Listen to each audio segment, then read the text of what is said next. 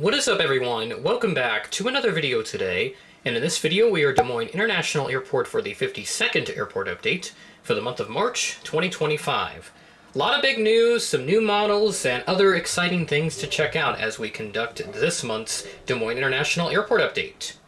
Starting off at Gate Alpha 1, we have this Allegiant Airbus A320 with the Sharklets. This aircraft is coming in from Santa Ana, Orange County, California as Flight 464, arriving in at 2:20 p.m. ahead of a scheduled 2:40 p.m. arrival.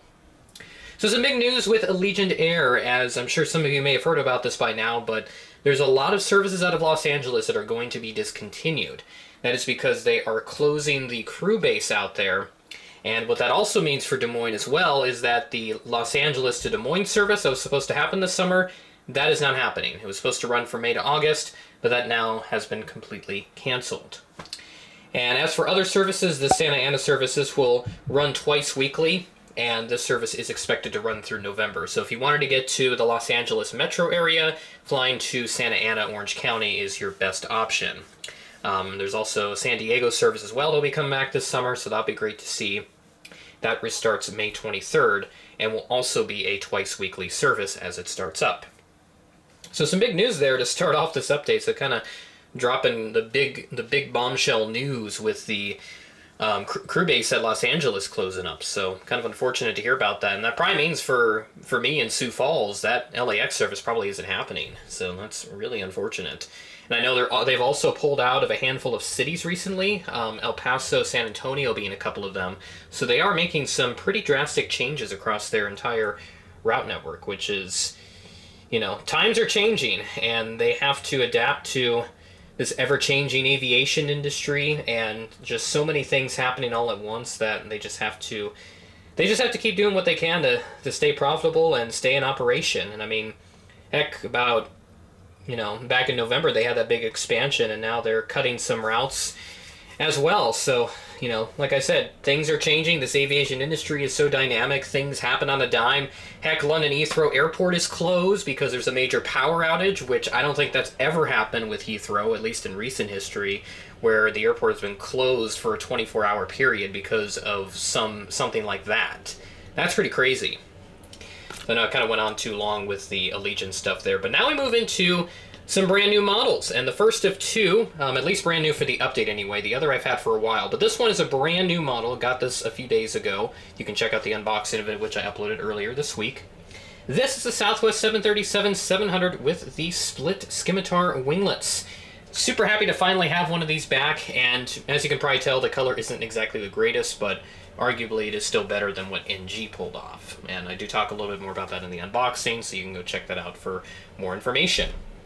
This 737-700 came in from Phoenix Sky Harbor as Flight 1951 at 5:46 p.m. ahead of a scheduled 6 p.m. arrival.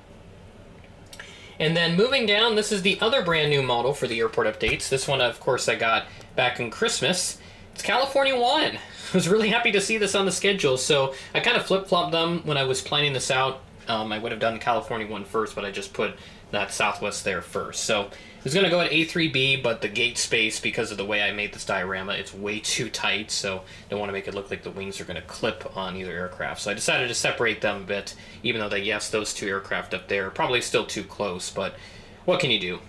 So California 1 did not come in from California. This came in from Las Vegas. Viva Las Vegas. This flight 1486, arriving in at 4:08 p.m., delayed from a 4:05 p.m. scheduled arrival, so only behind by 3 minutes. And then moving down, I've got this spare aircraft just parking at one of the spare, I don't know, this is like a makeshift apron. I just put it there because, again, the lack of spacing between aircraft. This American Eagle Embraer 175 came in from DFW as Flight 3356 and would have intended to park at gate A5A, but of course California 1 is taking that gate, so that's not happening. This arrived in at 10:48 p.m. ahead of a scheduled 10:57 p.m. arrival, an envoy-operated flight. And now moving up, we have United Express taking up A5B and not docked at a jet bridge because California 1 is taking it, so kind of hogging the space for California 1. I mean, good lord. I know it's a special livery and all, but can't be doing that. Can't be making those kinds of references.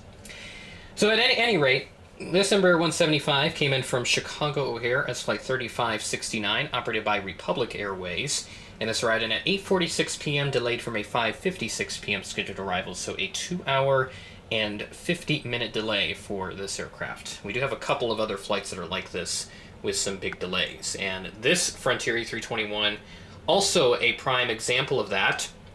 This Frontier A321 came in from Orlando International. It's flight 1867, arriving in at 8:06 p.m., delayed from a 6:12 p.m. scheduled arrival.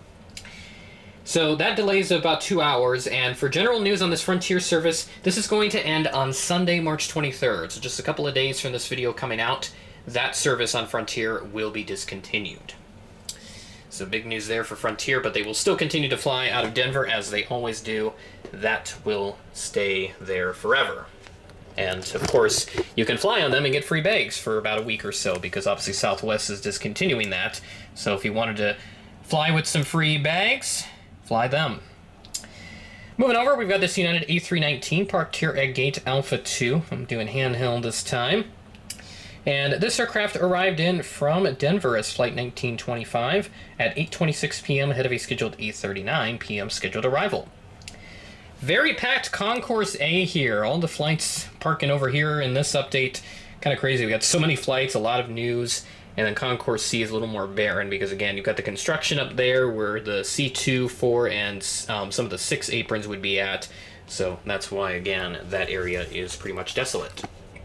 We're going to change things up a little bit. We're actually going to do this starting here at Charlie 1 with this MAX 8200.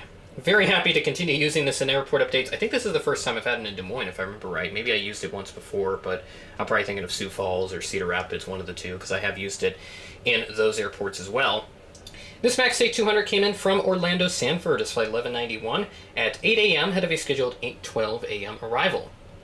So for Orlando Sanford, they're going to have a thrice weekly service. It's going to be thrice weekly through next month. So in April, you can fly down there 3 times out of the week. And moving over, we do have our staple, the Delta 717, back at it again. The Mad Pup from ATL arriving in as Flight 2306. This arrived in at 11:23 p.m., delayed from a 10:56 p.m. scheduled arrival. So a 27-minute delay here. And yeah, it looks like, yeah, the rest of these flights are significantly delayed. I'm not sure what happened here.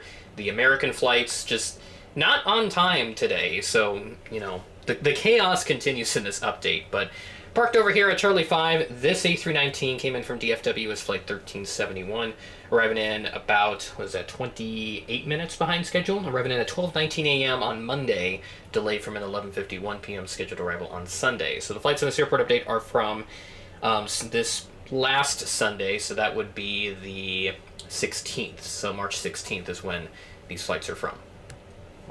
And then over there's of course a couple other aircraft.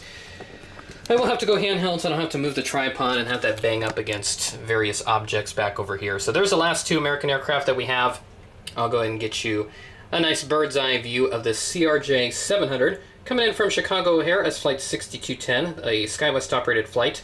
This arrived in 3 hours behind schedule at 8:50 p.m. So yeah, the worst delay in this airport update goes to that flight from Chicago. And then this A320 also has a delay, though not as significant. This came in from Charlotte as Flight 1823. Well, this delay is actually still pretty significant, but a little less. This arrived in about 2.5 hours behind schedule at 12:35 a.m. in the morning.